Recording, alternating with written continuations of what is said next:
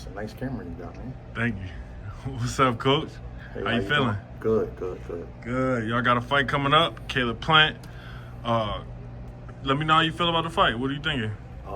Actually, I got two guys on the card. Kamaran Davis is fighting. Kamaran Davis and Caleb Plant. Yeah, busy night for you. Yeah, bro, busy. I feel good about both fights. Both guys putting in work, and we're gonna see. You never know how a fight gonna go, so that's why you gotta put the work in before the fight.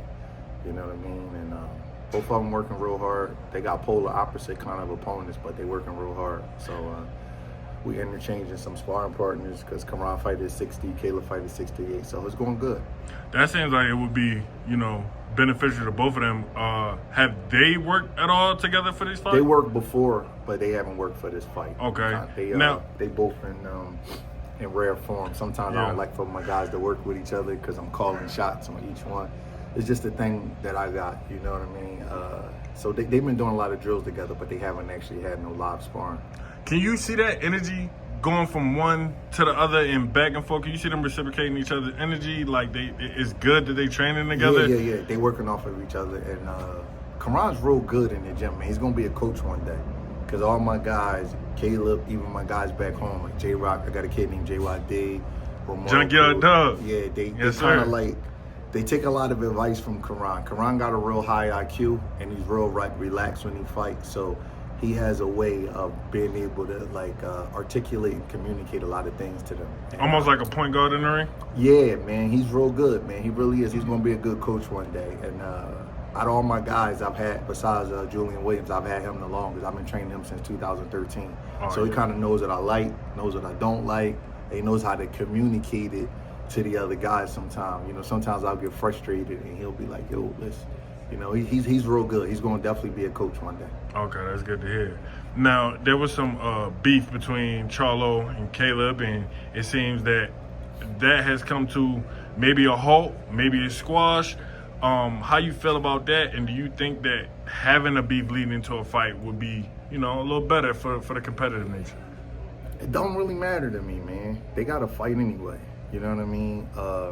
I don't really think it's a beef, man. I just think that sometimes, people just bump heads on certain things. That after they fight, I'm sure that they gonna shake hands and move forward. And Jamal's mature, Caleb matured. These guys got family and kids. Sometimes, pride just flare up, and you go through some things. But I'm pretty sure after the fight, they'll be cool. Not best friends, but they'll be respectable. Once you share a ring with somebody, it's kind of, over and done with. Absolutely. Caleb and Benavidez, they had a real serious beef, and after the fight, you know what they did? They respected each other. They had to get it off their chest, and they did, and that was that. So I don't think it'll be no different here. That's the beauty in boxing. You brought up William Score, obviously just for Canelo. Canelo is headed into what could be the biggest fight in a few years or for a few years. Terrence Crawford, Canelo Alvarez. I'm not gonna say my pick, but I think I know what you're gonna say, but I want to hear you say it. I like Crawford in the fight. I like Crawford. Okay. Yeah, I do. Why so? I just think that there's certain kind of guys you can move up and fight, and there's certain kind of guys you can't move up and fight.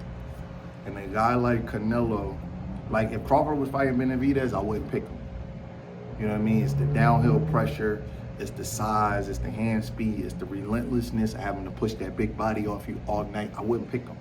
But Canelo is more methodical. He's smaller. He's coming from a lower weight division. He slowed down the step. Crawford's longer. He's more agile. He's taller. He has better conditioning. He got better feet. Even though he's older, I think he's fresher. Although, Canelo is a great fighter in my opinion. One of the best super middleweights I've ever seen. One of the best Mexican fighters I've ever seen. I don't really have nothing bad to say about Canelo. I just think that it's the perfect style for Crawford if he was moving up, testing the waters. I wouldn't pick him to beat a Morrell, a Benavidez, Bivol, Turbia. You know what I mean? I wouldn't pick him to beat those kind of guys. I know they're not in 68, but he's moving. I wouldn't pick him to beat. Could he change your mind, granted his performance with Canelo? No, because they just different fights. I think that it's this guy. He can beat. You know what I mean? I think he can beat this guy. Canelo's smaller, shorter than him, You know, Crawford has a lot more length. Crawford's the better conditioned fighter. And the pressure that Canelo puts on you is excellent pressure, but it gives Crawford time to think. And Crawford don't make a lot of mistakes, you know? So he'll give him time to think. He'll give him time to get his feet wet. He'll give him time to pick and land his little shots. And I think Crawford's gonna have more in his gas tank coming down the stretch. And I like him to win the fight. Thank you, thank you. I appreciate your time, Coach. We got media day. I'm gonna let you get back to it. I appreciate you. Thank you so much, and good luck. Yep, thank you.